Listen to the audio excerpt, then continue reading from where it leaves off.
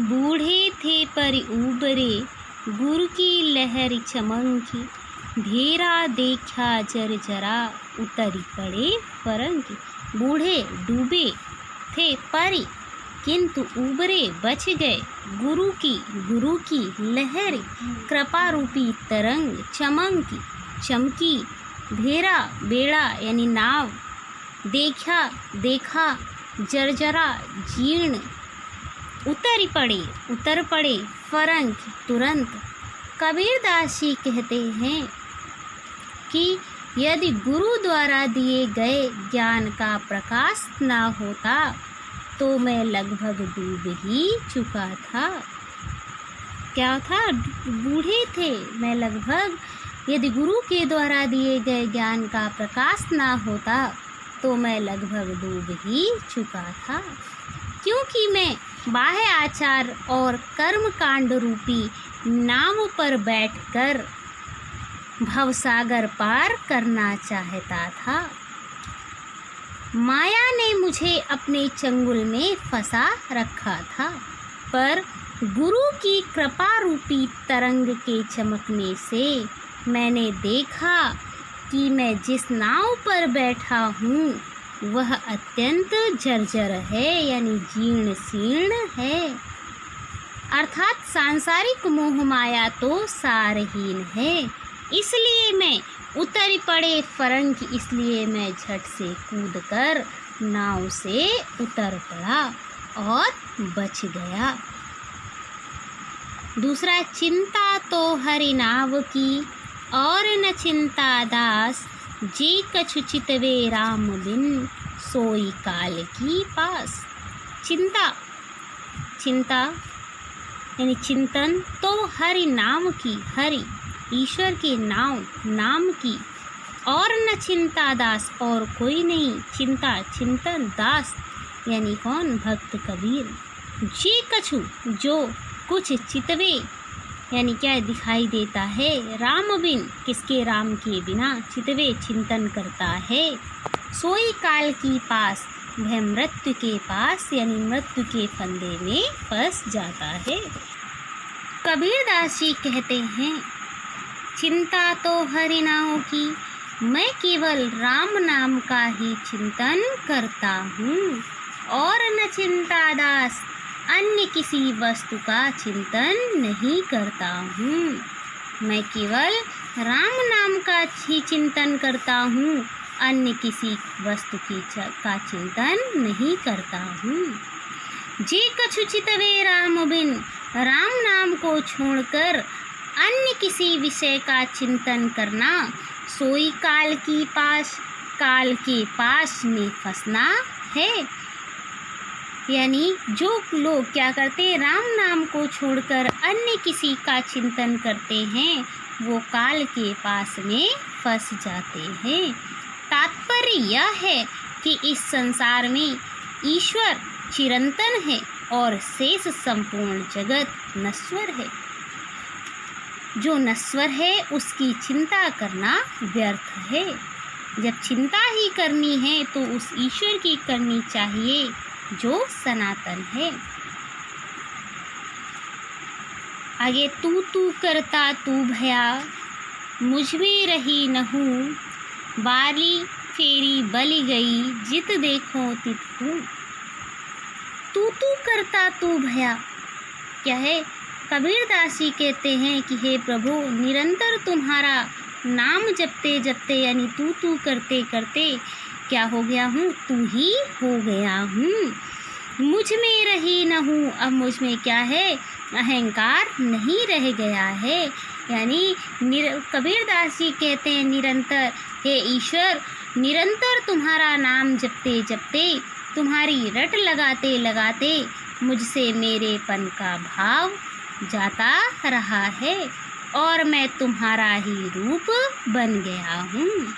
बारी फेरी बलि गई, जित देखो तित तू। बारी फेरी मानव जीवन का चक्र पूरा किया और तब संसार में आवागमन का चक्र नष्ट हो गया, अर्थात जन्म मरण का चक्र पूरा हो गया है।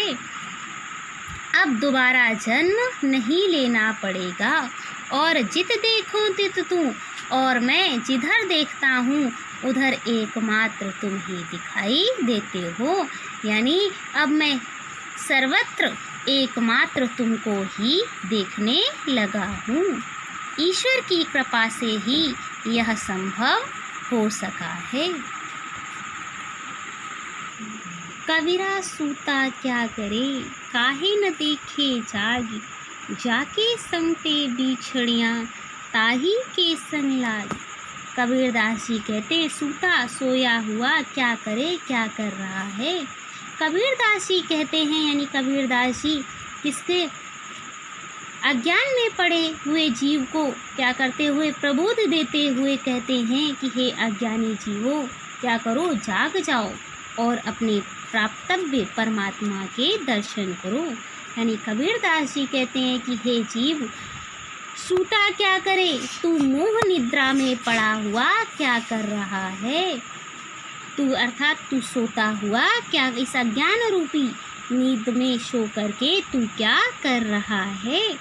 काहे न देखे जागी, अर्थात क्यों अपने दुर्लभ मनुष्य जीवन को व्यर्थ गंवा रहा है।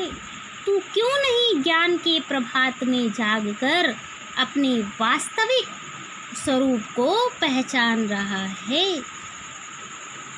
जाके संगते बिछड़ियाँ ताही के संग लाग, क्या है, तू वस्तुतः ब्रह्म का ही एक अंश है।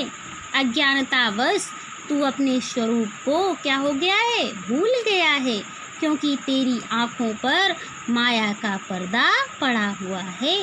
इसलिए तू अज्ञान की नींद से क्या हो जाओ, जाग जा, यानी तुम अज्ञान की नींद से जाग जाओ।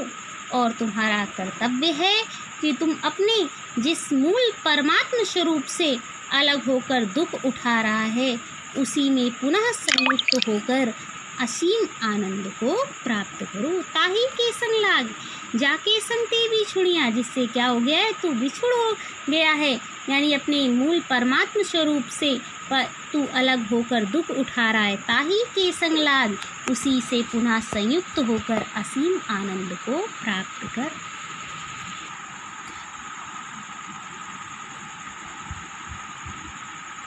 केसो कही कही कूकी है, ना सोई है असरार, रात दिवस के कूकड़े कबहू लगे पुकार। कबीरदास जी कहते हैं, यहाँ कूकने से कोयल की मीठी बोली का संकेत देते हुए कबीरदास जी कहते हैं कि केसो कही कही कूकी हैं, ना सोई है असरार, माँ रात दिवस के कूकड़े कबहू लगे पुकार। कबीरदास जी कहते हैं कि ईश्वर के नाम में मधुरता है, राम का नाम बहुत प्यारा है, इसलिए बार बार राम का नाम लीजिए। ना सोइए असरार, हठ पूर्वक अज्ञान की नींद में सोते मत रहिए, मत सोते रहिए। रात दिवस के कूकड़े, रात दिन ईश्वर का नाम जपने से कबहू लगे पुकार, कभी ना कभी आपकी पुकार दीन दयालु के कानों में अवश्य पड़ेगी। यानी वो आपकी पुकार कभी ना कभी वो आपकी पुकार अवश्य सुनेंगे और तुम पर वो तुम्हारी जो क्या है पुकार, आपकी पुकार वो क्या करेंगे, सुनेंगे, कभी ना कभी सुनेंगे और वो तुम पर कृपा करेंगे और तुम्हारा उद्धार होगा। लंबा मार्ग दूर घर, विकट पंथ बहुमार, कहो संतों क्यों पाई है दुर्लभ हरि दीदार। कबीरदास जी कहते हैं कि लंबा मार्ग दूर घर, भगवान की प्राप्ति का मार्ग बहुत लंबा है, उसमें साधना करते करते पूरा जीवन ही लग जाता है, वह रास्ता सुगम नहीं है। विकट पंथ बहुमार, उस विकट बीहड़ है, वो रास्ता कैसा है, बीहड़ है, उसमें परिवार, माया एवं अन्य सांसारिक आकर्षण आदि अनेक बाधाएं हैं। जहाँ पहुँचना कठिन है वह घर यानी वह परमात्मा बहुत दूर है। वह रास्ता न केवल लंबा है अपितु बहुत ही बीहड़ है, बहुत ही बीहड़ है। और उस रास्ते में क्या है, बहुत से लुटेरे भी मिलते हैं। कहो संतों के उपाय ये दुर्लभ हरि दीदार, दीदार यानी दर्शन किसके, हरि के। जब इतनी विघ्न बाधाएं हों तब ऐसी स्थिति में कहो संतों, हे संत भाइयों, लिखा है क्यों पाइए, हे संत भाइयों बताइए कि भगवान के दुर्लभ हरि दीदार, भगवान के दुर्लभ दर्शन कैसे प्राप्त होंगे। जब इतनी विघ्न बाधाएं हों तब ऐसी स्थिति में हे संतों बताइए कि भगवान के दुर्लभ दर्शन कैसे प्राप्त हो सकेंगे। आगे है यहु तन जारो मसी करो, लिखो राम का नाम, लेखनी करूं करंग की, लिखी लिखी राम पठाऊं। कबीरदास जी कहते हैं, कबीरदास जी ने विरहिणी जीवात्मा की चरम विरहावस्था का बड़ा ही मार्मिक वर्णन किया है। कबीरदास जी कहते हैं कि विरहिणी जीवात्मा कहती है कि मैं प्रियतम राम की प्रतीक्षा करते करते थक गई हूँ, पर उनके दर्शन नहीं पा सकी। अतः अब एक ही उपाय शेष रहता है कि मैं क्या करूँ, यह तन जारो मसी करो, लिखो राम का नाम। कि एक ही उपाय शेष रहता है कि मैं वियोग की अग्नि में अपने शरीर को जलाकर, यह तन जारो, अपने शरीर को जलाकर, मसी करो, मसी स्याही, उसकी स्याही बना लूँ, लिखो राम का नाम, और उससे किसका, राम का नाम लिखूं। लेखन करूं कलंक की, लेखन लेखनी यानी कलम करूं, बना लूं, करंग किसकी, हड्डियों की, लिखी लिखी राम पठाऊं, और राम का नाम लिख लिख करके किसके पास भेजूं, राम के पास भेजूं। विरहिणी जीवात्मा कहती है कि मैं प्रियतम राम की प्रतीक्षा करते करते थक गई हूँ, पर उनके दर्शन नहीं पा सकी।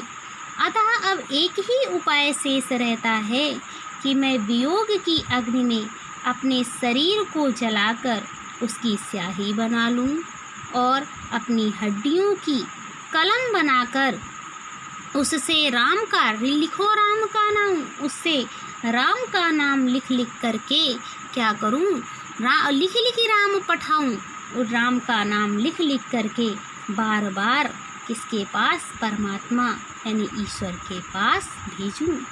देखूं कि कब तक वे नहीं पसीजते हैं, वे अवश्य ही पसीजेंगे, यानी वे अवश्य ही क्या करेंगे, मेरी पुकार को सुनेंगे।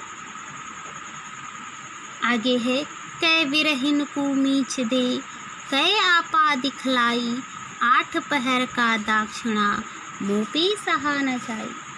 विरह की चरम अवस्था में विरहिणी जीवात्मा वियोग से मृत्यु को श्रेयस्कर समझती हुई परमात्मा से कहती है कि रात दिन विरह की आग में जलना अब उसके लिए असहनीय है। कबीरदास जी कहते हैं कि हे भगवान, कै विरहिन को मीच दे, विरहिन विरहिणी मीच दे, क्या दे दे, मृत्यु दे दे। कै आपा दिखलाई, आपा यानी किसके, अपना, दिखलाई क्या दिखा दे, दर्शन दिखला दे, अपना स्वरूप दिखा दे। कबीरदास जी कहते हैं कि हे भगवान, या तो मुझ विरहिणी जीवात्मा को मृत्यु दे दो, यानी मुझ विरहिणी जीवात्मा को मृत्यु दे दो, या फिर अपने दर्शन दे दो। यह जीवात्मा परमात्मा से बिछुड़कर क्या है, रात दिन 8 पहर का दाक्षिणा, रात दिन वियोग की यह जीवात्मा परमात्मा से बिछुड़कर रात दिन वियोग की अग्नि में जल रही है। यदि यह जलन कभी कभी पीड़ा देती तो सहन करने योग्य भी थी, परंतु रात दिन विरह की अग्नि में जलकर दुख भोगना मेरी सहन शक्ति से बाहर की बात है। यानी मुँह पे सहा न जाए, यह रात दिन विरह की अग्नि में जलना मेरे लिए क्या है, असहनीय है, यानी मुझसे सहा नहीं जाता है। इसलिए शीघ्र दर्शन देकर मेरी विरह व्यथा को दूर करो।